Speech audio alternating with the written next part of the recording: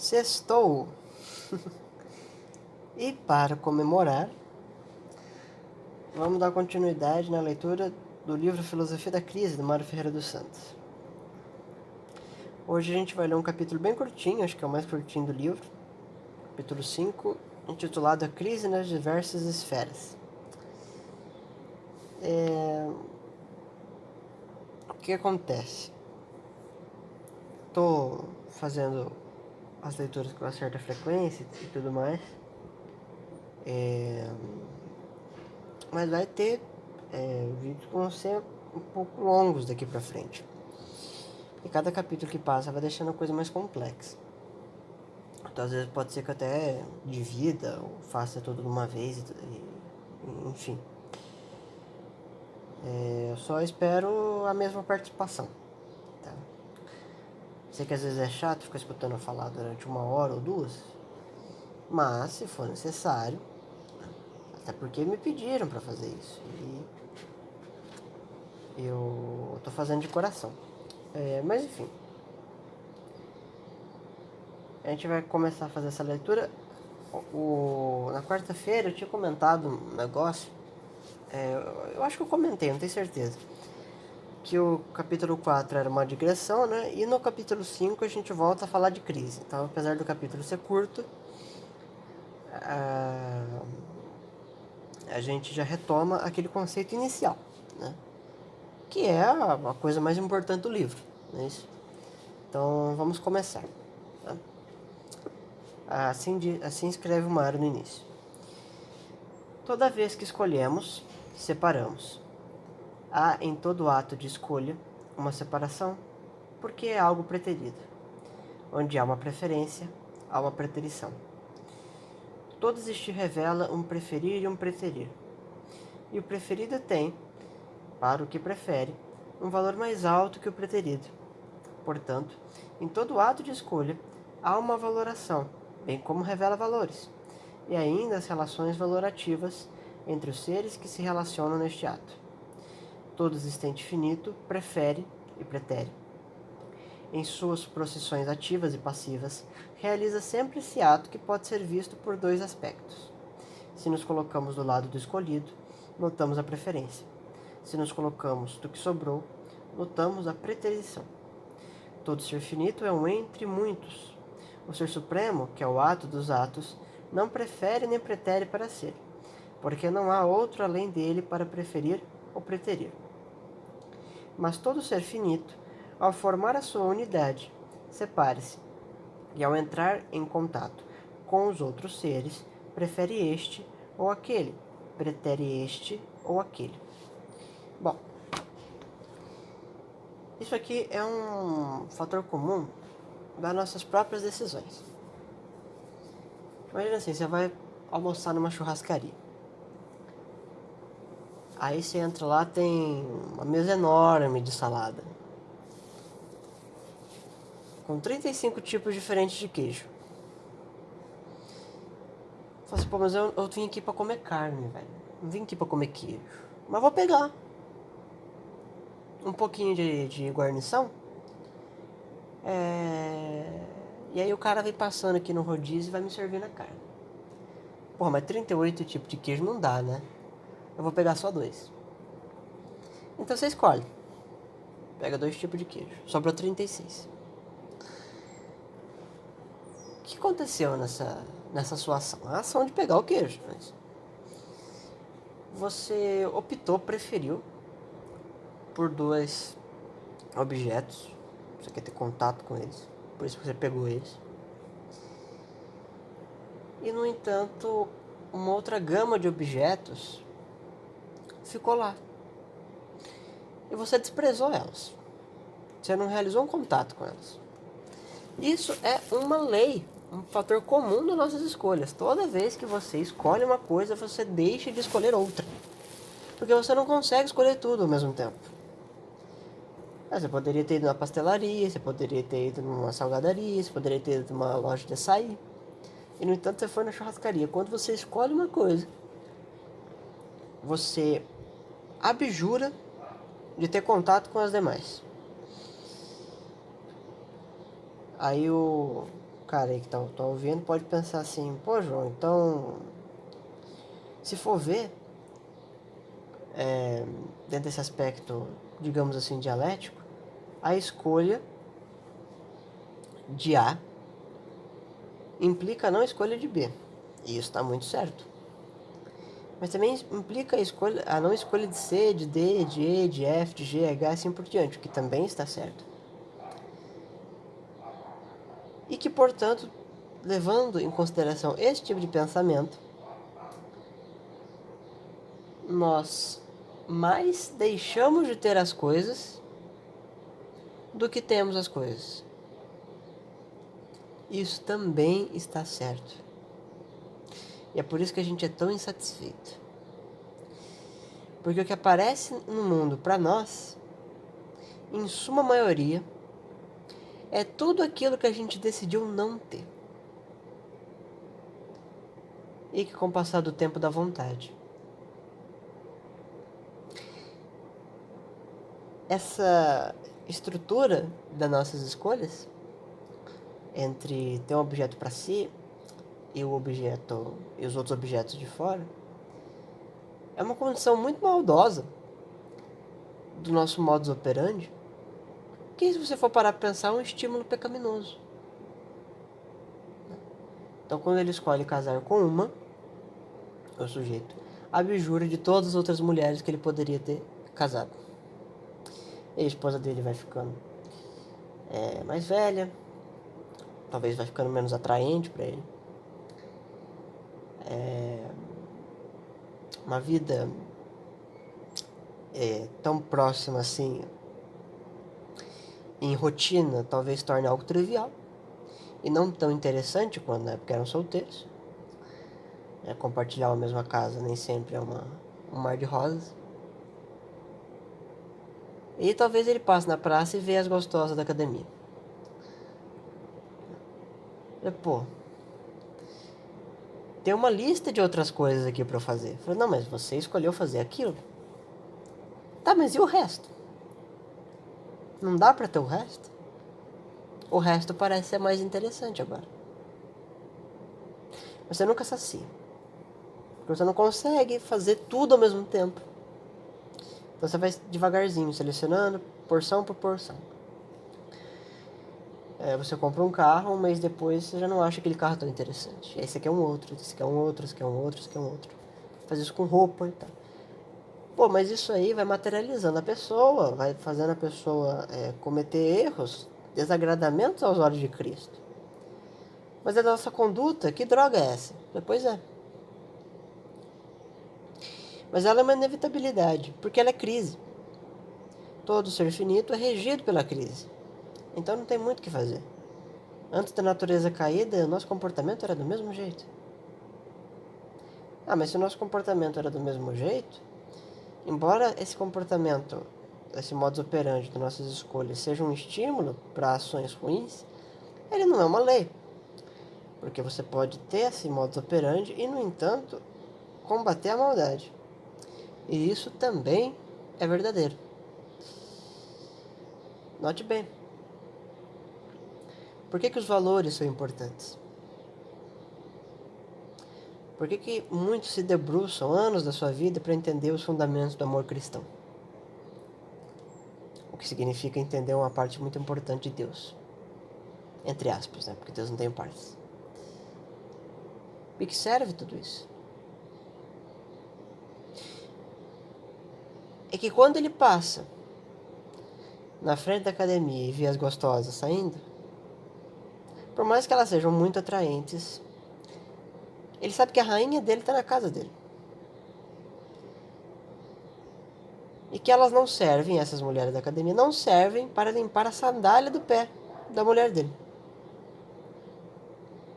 Porque ela é o que os hebreus chamavam de Echet, a mulher virtuosa. Mas é porque ele valorizou a esposa. Ele pode olhar para os carros dos amigos dele. Um tem uma Mercedes SUV, o outro tem uma BMW 2015, o outro tem um avião e tal. Mas ele falou, mas esses carros não são os meus. O meu carro é melhor porque é o meu carro. E eu vou ter muito carinho com ele porque foi difícil comprar. Tá vendo? Você valorizou. Mais pra frente a gente pode estudar um pouco sobre os valores e ver que os valores são seletivos também. Quando você valoriza algo, você desvaloriza o restante.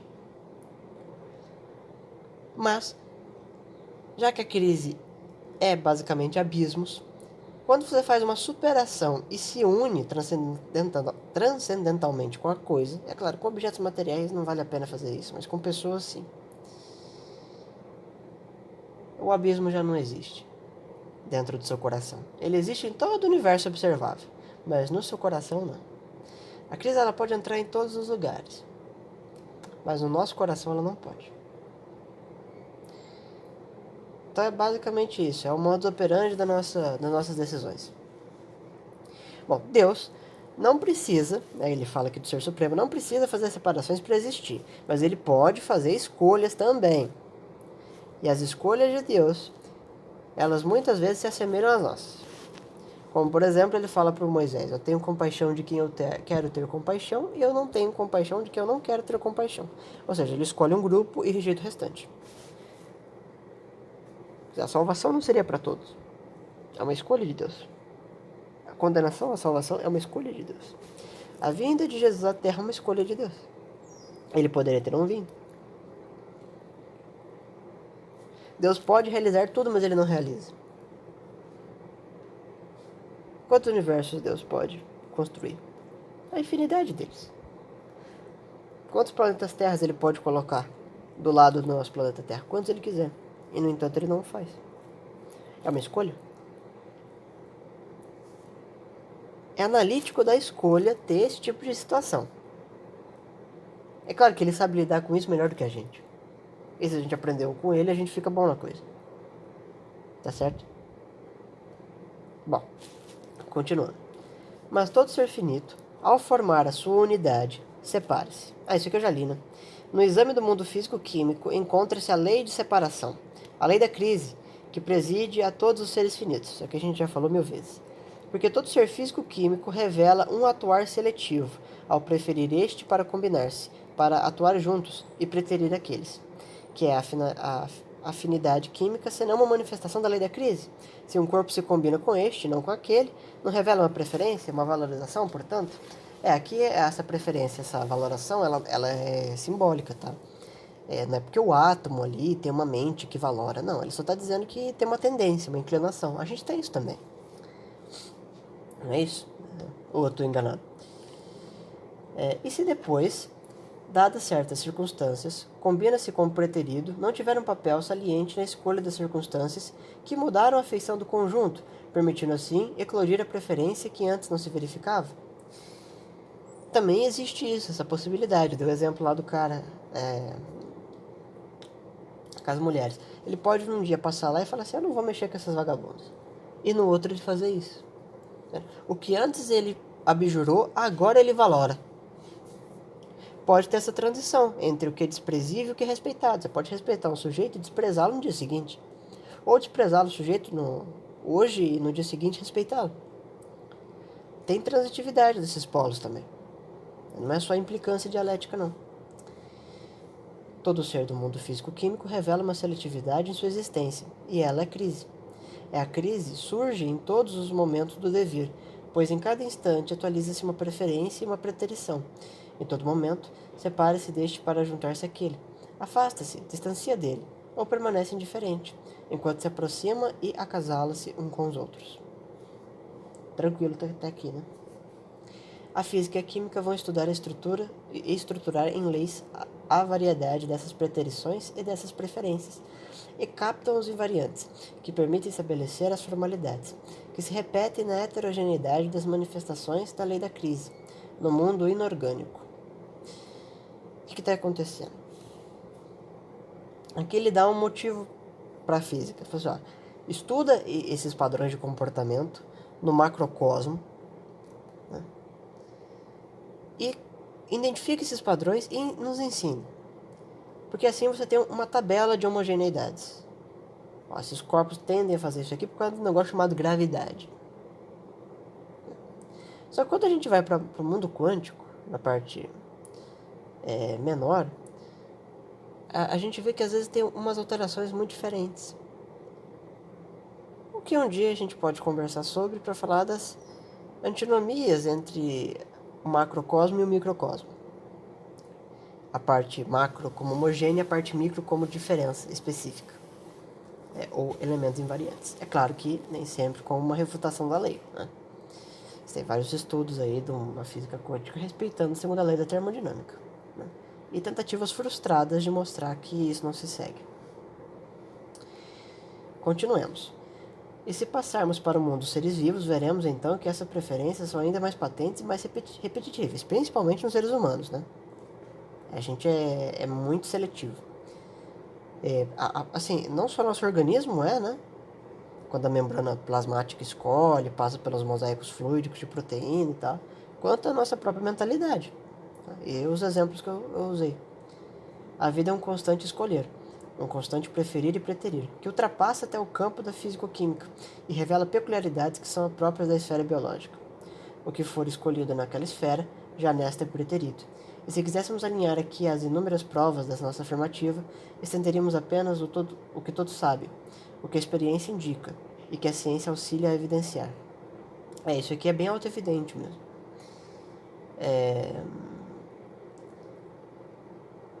Esferas, o que seria isso? Seria circunstâncias. Se você come 4 pratos de feijoada e eu venho com um quinto, pode ser que você não goste muito de ver aquilo, tem até náusea. Mas se você fica 16 horas sem comer e eu chego com um prato de feijoada, talvez você devore aquele prato. O que você não quis no momento, você quis no outro. Isso acontece muito, gente, muito. Todo organismo, uma totalidade de maior ou menor intensidade de coerência. Essa coerência não é uma coerência lógica, tá? É uma coerência no sentido de junção. Tem coisas que são mais instáveis e se desfazem muito rapidamente. Tem alguns elementos na tabela periódica que são assim. E que a lei da conservação do indivíduo e da espécie será uma manifestação da lei da crise. Conservar-se como indivíduo ou como espécie é separar-se, é impedir a fusão, é manter separado sua forma individual ou a específica. E separe-se pelo seu bem, porque nesse separar-se assegura a seu afanar-se por preferir o que lhe é mais valioso e preterir o que lhe é desvalioso. Isso acontece tanto na parte instintiva, da gente evitar de ter contato com gente da nossa espécie, porque elas podem nos prejudicar, quanto na parte psicológica, do sujeito simplesmente ter uma aversão à vida social. Então, acontece na esfera mental e na esfera física. Não é exclusivo de um lugar só. E também na esfera psicológica. Acabei de falar. Como na social. O ser humano, por exemplo, revela-se essa mesma lei. O eu, a personalidade, surge de um separar-se constante de uma crise que se abre entre o indivíduo e os seus semelhantes e o meio ambiente. As relações sociais, que são matéria das ciências éticas, como a psicologia, a sociologia, o direito, está a lei da crise sempre presente, porque cada ato, cada instante a revela. Os grupos sociais que se formam revelam preferências e preterições. E todo o existir psicológico como social é uma constante afirmativa das instalações da crise. É verdade, luta de classes, Estado contra o povo, direito positivo contra a necessidade de normas para o bem-estar da sociedade, levando em conta que o direito positivo apenas beneficia uma casta. Nas hierarquias religiosas, as castas religiosas, a periferia contra os bairros nobres, tudo isso é uma crise. Tudo isso. De diversos modos diferentes. A crise tem modal, mas ela tem substância. E, portanto, tem identidade. Portanto, estamos imersos na crise que nos cerca. Aqui a gente começa a ficar meio apavorado, né, com a leitura do livro. E está presente em cada um dos nossos momentos, na nossa estrutura ôntica e ontológica, em cada um dos nossos atos. Basta examinar o funcionamento da nossa intelectualidade. Ao colher, ao captar alguma coisa, separamos-la de onde estava, do seu ubi, para outro, e neste ato revelamos uma preferência. E o nosso intelecto revela essa atividade de interlec, de captar entre vários aspectos alguns de escolher. E toda a vida psíquica, como a biológica, não foge a essa lei. No metabolismo biológico há sempre um símbolo da lei da crise, como na adaptação psíquica há sempre um preferir ou um preterir. Símbolo aqui ele até põe em itálico, no sentido figurado, né? Que é sentir-se não separar, que é perceber-se não separar. A crise está presente em cada ato de existir, em todas as esferas e em todos os planos. A lei da crise, que abre aspas aqui seria a lei do 7, que se pode traduzir por enquanto, neste simples enunciado que damos abaixo, é patente em todo existir finito. Tudo quanto existe finitamente separe-se. Todo existir finito aponta a um separar-se. A lei da crise é um grande simbolizado por todos os entes finitos, e todo o existir finito é um símbolo dessa lei. Toda lei que quer explicitar um invariante, e essa lei é o invariante de todo existir. Mas não esqueçamos que onde há uma separação, há um reunir-se, um agregar-se, pois, do contrário, veremos a crise abstratamente, atualizando apenas um de seus aspectos, ou de distanciar-se, ou de afastar-se, ou de separar-se.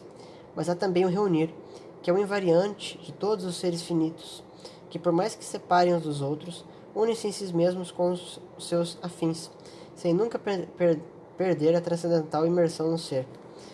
Porque o que se separa de outro, finitamente, nunca perde o sustentáculo que lhe dá o ser, que o contém, o qual unifica todos os entes. Portanto, a nossa solidão não é absoluta. Absoluto há, sim, em nossa total imersão no ser. O que é isso aqui, cara? Mesmo com crise, a gente não consegue fazer uma violência ontológica e separar-se-nos de nós mesmos. Então a gente tem crise em vários lugares. Mas a nossa parte infinita já não sofre isso, só a parte finita. Então a gente tem que fazer de tudo para não deixar a alma ficar muito atrelada a essa finitude. E pensar no que Cristo falava, pense sempre no reino dos céus, por assim dizer. Note bem. Pô, mas o Mário não falou que separar é crise? Por que agora unir é crise também? Porque às vezes a gente faz uniões que não resolvem a problemática da crise. E a crise perdura, ainda num formato de união. O sujeito olha e fala, mas por que está acontecendo problemas se a gente conseguiu unir as coisas que estavam separadas? É que uniu de um jeito errado. A gente vai comentar mais disso pra frente, fiquem tranquilos.